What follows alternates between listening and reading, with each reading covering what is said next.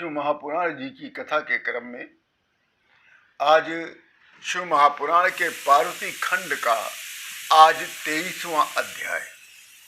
इस अध्याय का नाम है पार्वती के तप से उद्विग्न हुए देवता लोगों का ब्रह्मलोक में आगमन। जब शिव दर्शन की लालसा से पार्वती देवी का तप करते हुए बहुत वर्ष बीत गए और पार्वती देवी को शंकर भगवान का जब दर्शन नहीं प्राप्त हुआ, तब पार्वती देवी के माता पिता और उनके भाई मैनाक और सारे मंत्री उनके पास पहुँचे, जहाँ पर पार्वती देवी जी तपस्या कर रही थी। और वहाँ पहुंचकर हिमालय जी अपनी पुत्री पार्वती से कहते हैं कि हे पुत्री पार्वती, तुम इस तप से, इस तपस्या से दुखी मत हो, क्योंकि जो शिव जी हैं वो विरक्त हैं, वियोगी हैं, इसलिए उनका दर्शन नहीं प्राप्त होता है। बेटी, आप पहले तो भी सुकुमार थी, आपकी अवस्था भी अभी बच्चों वाली है और इस दुष्कर तपस्या से आप और अधिक निर्बल हो गई हैं, सुकोमल हो गई हैं। अतः बेटी, अब ये तपस्या का त्याग करो, अब घर चलो। एक ये भी चीज जान लो बेटा, हिमालय जी अपनी पुत्री से कहते हैं कि हे पार्वती, एक तो शंकर भगवान वियोगी हैं, दुष्कर हैं, उनका दर्शन नहीं होता, और उसके ऊपर उन्होंने कामदेव का उन्होंने बद्ध कर दिया। इससे और भी वो वियोगी हो गए, सन्यासी हो गए। अब तो उनका और भी दर्शन नहीं प्राप्त हो सकता। कहा, हिमालय ने कहा, देखो बेटा, जैसे आकाश में कोई चंद्रमा को नहीं पकड़ सकता है, जैसे उस आसमान में चंद्रमा को कोई नहीं पकड़ सकता है, उसी प्रकार से कोई ऐसा साधक नहीं है जो शिव जी को प्राप्त कर ले। तब पार्वती देवी को थोड़ा सा अपने अंदर चूंकि पर्वत की पुत्री हैं तो जिद्दी तो होंगी, और एक तो साक्षात जगदम्बा माता, उस पर वो पर्वत राजा की पुत्री पार्वती। तो उन्होंने कहा कि हे माता पिताजी, आप मेरी जो पूर्व की प्रतिज्ञा थी उसको पहले स्मरण करिए, मैं उसको पुनः सुनाने जा रही हूं, आप सुन लीजिए, फिर आप कोई अपना वक्तव्य दीजिए। कामदेव को जला देने वाला सदाशिव अवश्य विरक्त है, परंतु मैं भी पर्वत की पुत्री हूं, मैं निश्चय ही उसका दर्शन प्राप्त करूंगी और उसको प्रसन्न कर दूंगी। इसलिए आप लोग घर को जाएं और मैं आपके सामने प्रतिज्ञा करती हूं कि मैं सदाशिव को अपनी तपस्या से प्रसन्न करूंगी और यहीं पर उनको बुलाकर दर्शन करूंगी। आप लोग प्रसन्नता पूर्वक अपने अपने घर जाएं, निश्चिंत होकर रहें। पार्वती देवी को बार बार उनके माता पिता, उनके भाई लोग समझाए, परंतु पार्वती देवी ने उनकी बात को नहीं माना और अपनी जिद पर अड़ी रही। इसलिए सभी लोग अंत में हार कर अपने अपने घर को चले गए। परंतु पार्वती सबके चले जाने पर पार्वती देवी ने अपनी तपस्या को और कठिन कर दिया और दुष्कर कर दिया। इतनी कठिन तपस्या कर दी कि तीनों लोक जलने लग गया। तीनों लोकों में ताप बढ़ गया। सभी देवता लोग चिंतित हो गए, व्याकुल हो गए कि ये क्या हो गया कि हम लोगों के अंदर इतनी गर्मी लग रही है, इतना जलन पैदा हो रहा है शरीर में, ये क्या होगा, ये क्या हो गया, ईश्वर क्या चाहता है, कहीं कुछ अनर्थ तो होने वाला नहीं। अब सब बड़े चिंतित हो गए, सभी देवता लोग, सभी ऋषि लोग, यक्ष लोग, गंधर्व सभी दुखी हो गए, सभी व्याकुल हो गए। तो सभी लोग क्या किए, एकत्र होकर सभी लोग ब्रह्मा जी की शरण में गए कि चलो उन्हीं के पास जल के पूछते हैं, क्योंकि सृष्टि तो उन्हीं की है, इस सृष्टि का निर्माण ब्रह्मा जी ने किया है, इसलिए इस समस्या का हल ब्रह्मा जी के ही पास होना चाहिए।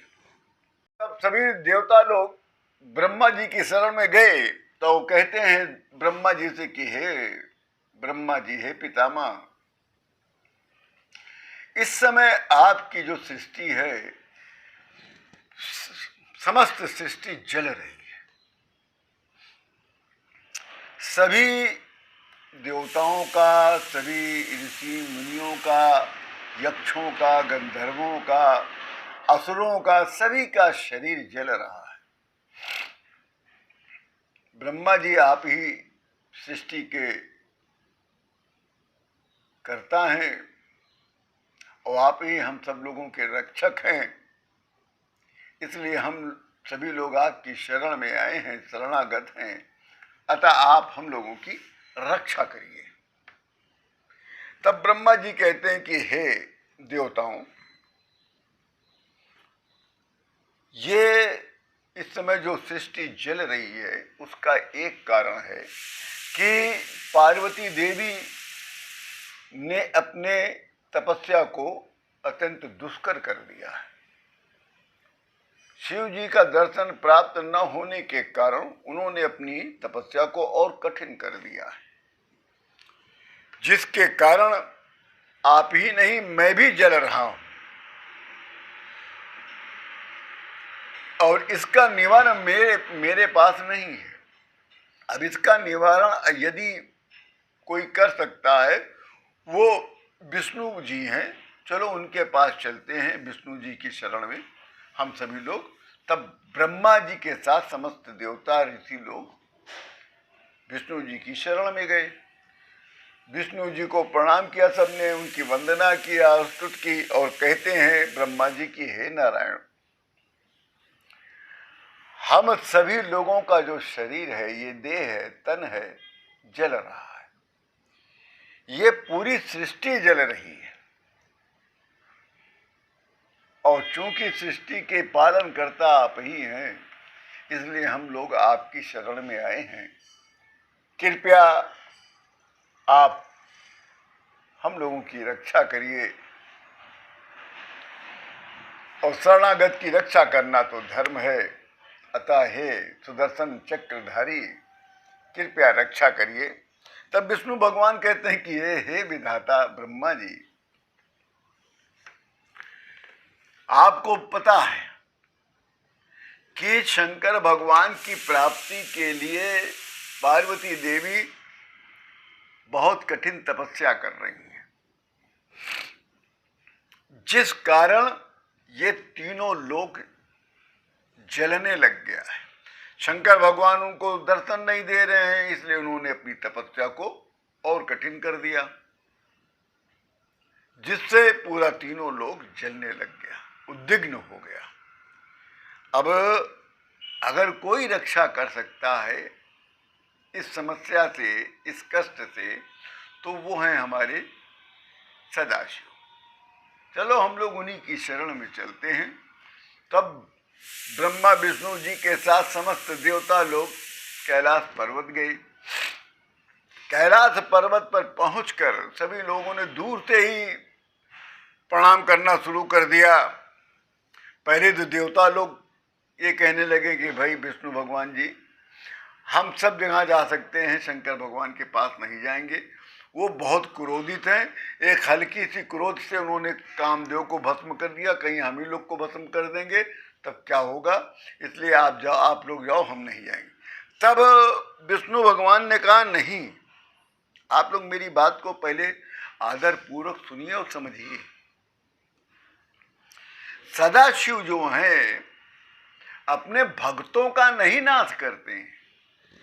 शंकर भगवान जो है अपने भक्तों के भय को नाश करते हैं। इस चीज को समझिए आप। वो भक्त नाशक नहीं है, भक्त के भय का नाशक है वो। इसलिए आप लोग चलिए। शंकर भगवान जो है पुराण पुरुष हैं, सबके अधीश्वर हैं, सबके ईश्वर हैं। वो निर्गुण भी है तो सगुण भी हैं। वही पाप है, वही पुण्य है, वही गुण है, वही अगुण है, वही विद्या है, वही अविद्या है। वो परात्म स्वरूप है। आप लोग उनकी शरण में चलिए, और जो उनकी शरण में जाता है उसको कहीं और नहीं जाना पड़ता है। उसके सारे कष्ट वहीं पर दूर हो जाते हैं। तब विष्णु भगवान के निवेदन करने पर, समझाने पर, तब सभी देवता लोग ब्रह्मा जी के साथ शंकर भगवान की शरण में गए।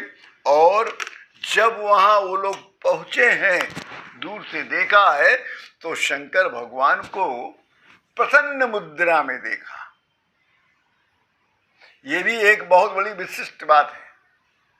एक तो पहले से डर रहे थे देवता लोग, मगर जब दूर से देखा कि कैलाश पे हमारे शंकर भगवान एक प्रसन्न मुद्रा में बैठे हैं, कहीं पे भी उनके मुखमंडल पर कहीं पे भी क्रोध का नामो निशान नहीं था। इसी के साथ ये शिव महापुराण का पार्वती खंड का 23वां अध्याय यहीं पर पूर्ण होता है। आप सभी लोगों को जय जय श्री राम।